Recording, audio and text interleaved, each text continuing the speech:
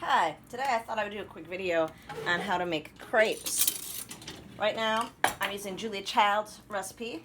You can look it up online, pretty easy. Get her cookbook, I recommend it. This is a blender, and so far I have 4 eggs, a cup and a half of flour, and a cup of milk in there. Now I have to add a cup of water. That's how easy this is. You don't have to use a box full of stuff. Filling up a cup with water. That's just literally how long it's taking me to put water in a cup. You can boil water on the stove. You can make your cake mixes from a box. This is healthier. It doesn't have a lot of chemicals in it that make you sick. I've got a paper that I've written, and there's information on the government website about that. So you want to avoid a lot of the stuff that's in most of the food these days. Now I need to melt some butter. I like this. It's Irish butter, Kerrygold. I'm not getting paid for product placement or anything. It's just me, just a regular person, just like you. So I'll wrap this, and I'm going to cut off, I think, about 4 tablespoons. So you know how you buy the sticks of butter? That's about 8 tablespoons. So I'm going to kind of cut this up in so it looks like a stick. See? Cut off half of that. That's 4 tablespoons. Boom, right there. And cooking, you should measure things, and after you get a lot of practice, you can figure out about, what looks like what. Anyway, a quarter cup also happens to be 4 tablespoons. So I'm going to put it on my cast iron griddle over here, which I haven't turned on yet. I'm going to turn it on. I have gas stove. I like gas. Doesn't matter if you have electric or gas. Just make sure you get things heated up. I love gas. I kind of turned it down. And electric too. You want like a medium-low heat. Crepes are very, very thin. They cook very, very fast. I'm just going to adjust my flames, adjust your burners, whatever you need to do. This is nice because it's a bigger surface area, and I can cook 2 at once. I love cast iron versus Teflon, because Teflon, it's very unhealthy. People don't know this. They don't know that they're making themselves sick. Especially if you scratch it, then you're eating it. But like it kills birds, and I think if something off-gases and kills a pet parakeet, it's probably not good for us to be breathing either. Also, they don't wear out. You don't have to replace them. The cast iron lasts forever and ever. You can pass it down to your great-grandchildren. It's great stuff. It's a bit heavier, but it holds the heat really well, so you get a nice, even cooking. So it's pretty easy. So as soon as my butter melts, I'm going to pour it in here, and I can put it on my blender back there. Just like that. I can get it in. Sits in. And put the top on. Now, this may gross some people out if you're vegetarians. You're not going to be making this. So this is bacon fat, and after you're done cooking bacon, you just pour the fat through like a tea strainer in a jar, mason jar or something. I refrigerate mine, but you don't have to. My aunts, a lot of people's grandparents just kept it on the back of their stove. So it's like lard, and it's a really nice little flavor for the bottom of your crepe. So what I do while I'm waiting for my butter to melt, we can talk about the bacon fat here. So make sure it stays in the same. Okay, so I just take a little bit, use the back of the spoon, kind of like a knife, just a little bit, and just kind of smear it around, get a little greasy coating on the pan. You can use as much or as little as you like. Don't use the spray pan stuff. Again, read labels. You can educate yourself. You can be a lot healthier. Ladies, men, you want to lose weight. This is a great way to do it. Or, if you're happy with your weight, power to you. Everybody is different. Vive la différence. Some people are big, some people are little. It'd be a very boring world if we were all the same. So let's go for that variety. But you got to be healthy. That's the important thing. So do what you need to do to be healthy. Some people are healthier at a different weight than other people. So as soon as this melts, it does, takes a minute. You can use your microwave if you have a microwave. I have one, but I don't do anything with it. It just sort of sits there. It's more like a plant holder in my microwave.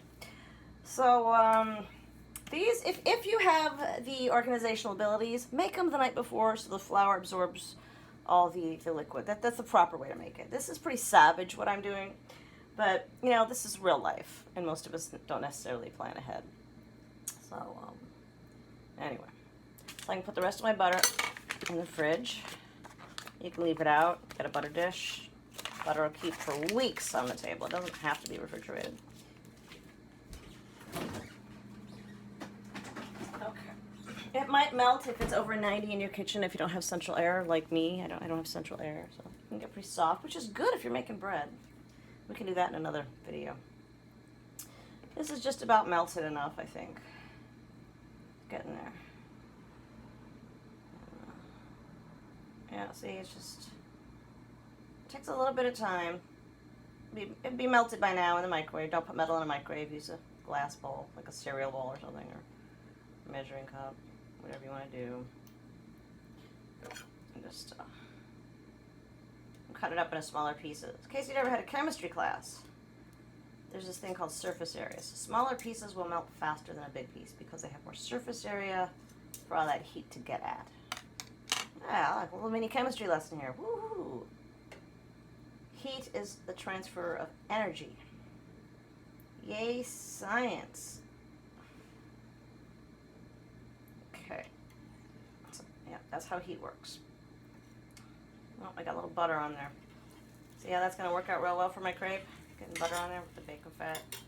It's all fine, really. Take Julia Child. Remember there was that funny SNL episode, Dan Aykroyd's playing her, and he drops the chicken. Oh, it's all right, just brush it off and eat it. It was hilarious. I love it. Look it up on YouTube. It's great. So,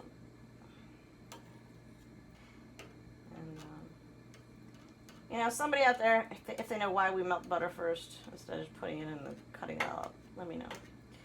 Probably some chemistry thing, which I don't understand, but I do tend to try to follow recipes within reason. Oh, look at that. Pretty melted. Okay, so now make sure I don't burn myself on this. Because this is metal, it could get very hot. But I'm lucky, it's not hot. Yeah, not hot. So I'm going to pour that in here. And put that in the sink. And I'm supposed to have a little bit of salt in here. You don't have to put salt in there, but it's a good flavoring agent. And I keep all my food in these handy dandy jars, mason jars mostly. This one's a thing. They're airtight, and you don't have to keep salt airtight, but it does kind of help. So you can use measuring spoons, whatever you got. Use your hand if you're really professional at cooking, in which case you probably wouldn't want to need to watch this video. But see that? Your hand, if you cup it like this, believe it or not, you can get a nice even. If you can see that from there, that's about a half a teaspoon. You go up a little higher from here to here. It's about that's a half teaspoon. You go from this point to this point. It's a teaspoon. Anyway, so yeah. In case somebody's wondering, yes, I wash my hands. Of course I do. Every time. Basic sanitation is important. This is getting cooked on top of all of that. So, and I'm the only one eating it. I'm much, much pickier from feeding other people. Let's face it. Gotta watch out. Okay, so now that I've got, again, the flour, the milk, the water, 4 eggs, butter, and salt, I just put it in here. It's going to be loud, so you might want to turn your volume down. Ready? Here we go. Blend it for about a minute.